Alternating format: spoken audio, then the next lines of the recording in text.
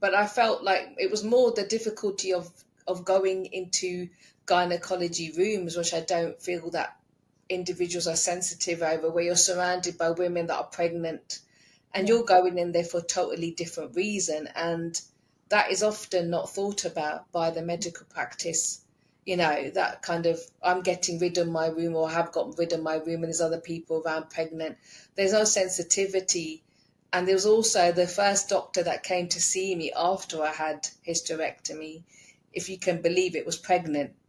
I mean, that is just so I mean, I don't know where somebody's thought process comes into that. I mean, they Yeah. do not read somebody's notes.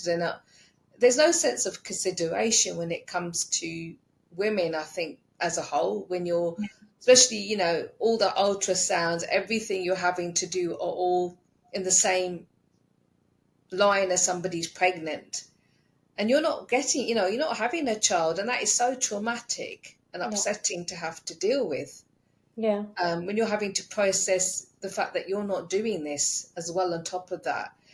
I think that the whole medical side of things need to change, Yeah. to be more sensitive I around aspects for women.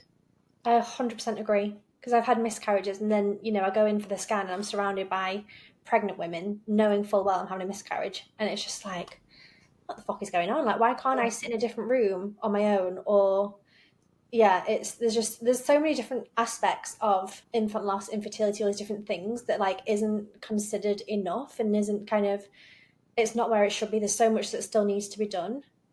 I agree. I mean, I also questioned it several times to them, like, why isn't there a separate place that you can go to? I was asking them, can you sort of hide me from not seeing women go in Mm. there that were pregnant? But it's just dreadful that they don't take any consideration into that. And I don't know why. There's so many people that have lost a baby or IVF for whatever reason, and yet they put you into the same place, and that psychologically that's so damaging for somebody.